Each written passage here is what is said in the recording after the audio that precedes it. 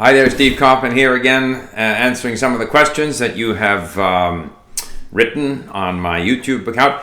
I apologize for this light on my head shining off my gray hair or white hair, but if I don't put the light on, then it's too dark in here, so hopefully that doesn't disturb you.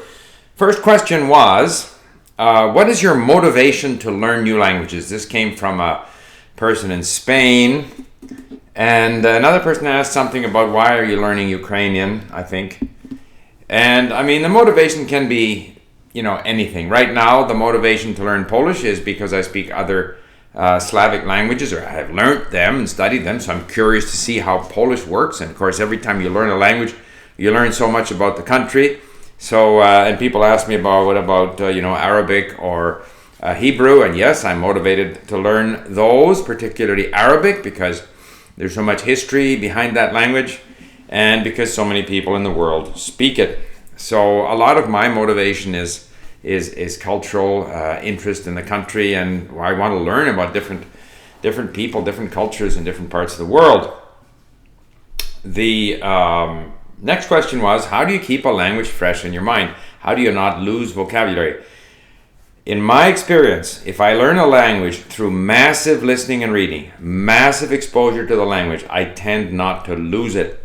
But the way I refresh it is that I just do more of the same, listening and reading. So, and now that I have Link, it's particularly good. So I can go in and do some Chinese, for example, and in fact, I think the person who asked this question was afraid that they were losing their Chinese vocabulary. So I'll go through and maybe find something on the internet. Or I might just get an audio book and find the ebook and bring it in and listen and then read and save words that I need. And I find that very quickly refreshes my grasp of that language. The next question was, how do you study grammar? And someone specifically asked about all of the, der, dem, dies, whatever, die in German. How do I study it? Well, historically what I did was I would do a lot of listening and reading and occasionally refer to grammar explanations in the hope that helped me notice it and therefore get used to it.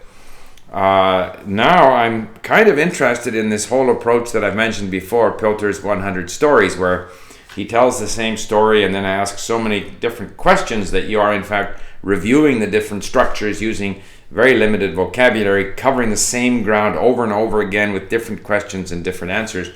And that may just be more efficient than trying to remember tables, which I've always found very difficult to do. Another person asks, how do you find stuff to write about? It's difficult. If you're in a school or in a classroom, you are assigned writing.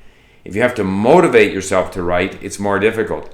What you can try doing is something that Luca does. Luca, who's a very accomplished polyglot, and he translates from the target language into his own language and then back into the target language. So if you grab a sentence of something you're reading, translate it back into your own language, and then try to write it again in the target language. Another person asked, polyglots, they claim to speak many languages, but how many languages can they really speak well? Well, if you listen to Richard Simcott or Luca, to name two specifically, I would say they speak extremely well in at least half a dozen languages. In my own case, certainly it's true that my strongest 3 or 4 are stronger. The next 3 are okay, and then as you work your way down, then I don't speak them so well. And I think inevitably anyone who is a polyglot is going to have a handful of languages that they speak very well, another handful that they speak okay, and others that they don't speak so well. However, it's possible that there are polyglots out there who have, who devote more time to it and who can actually maintain a high level in more than a handful of languages. Question I get all the time is, how do you spend your time? How much time do you spend? I would say I'm down here in Palm Springs now. We're down here because my wife likes to play golf. I prefer to play hockey in the winter. If it were me, I would be still up in Vancouver. So we play golf most days, and then there's other chores and stuff. But I think I put in an hour or two a day with my language. A good hour of that is listening. I recently had to go to 3 stores to buy stuff. I went to Home Depot, and then I went to Walmart. I went to Target buying different things for the house here. And the whole time I'm in the car, I'm listening. I also sat down with my iPad and did some of Piotr's stories for a good half hour. I also, in the evening, will sometimes go through my Polish history, creating links. When I do the dishes and clean up, I'm listening. So I think I get in an hour to 2 hours a day, and that's how I manage to do it, by combining it with other activities. Am I interested in Dutch? Sure, we have Dutch at Link, but the difficulty is I'm interested in Dutch, I'm interested in Arabic, I'm interested in Turkish. I can only do one at a time, so one day maybe. I have done some lessons of Dutch at Link, and it doesn't strike me as being very difficult. Question was, what do you find difficult with Korean?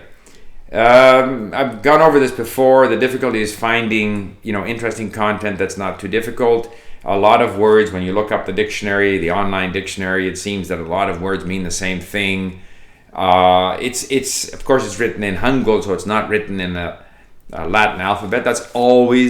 It makes it always a little more difficult when you're reading in a alphabet or a writing system that you haven't been using all your life. So those are some of the things. I don't know really why. I have just found Korean to be difficult, but I am continuing. Another question here was, a person studying Chinese, should I learn to write from the beginning? And absolutely, especially the hiragana, katakana. And I recommend for Asian languages to learn to write the characters if they have characters. And finally, there was a question on how do I develop my academic English, or my ability to write in an academic way. And to me, there's no difference between, say, English, business English, academic English, any other kind of English. You have to go and find content, interesting content, on the kinds of subjects that you want to develop an ability to write and speak in. So, academic English, if your field is medicine or chemistry or physics, you go find on the internet or whatever source you have content, ideally both audio and text if you can find it, and you just read lots of that. And I would recommend doing it at Link, where you can save key phrases, the kind of phrasing that people in your field are using, and you just acquire the vocabulary and the phrasing of people in that field. And there's nothing special about academic English versus business English or any other kind of specialized jargon and specialized terminology. You just have to acquire it and make it part of your, first of all, vocabulary that you understand, and ultimately vocabulary that you can use. So there you have it. I apologize for the light. One thing I am going to talk about in my next video is Mark Zuckerberg, who made a 20-minute presentation in Chinese in Beijing. I was quite impressed, and I'm going to give him some suggestions on what he could do to be even better, but that'll be in the next video. So thank you for listening. Bye for now.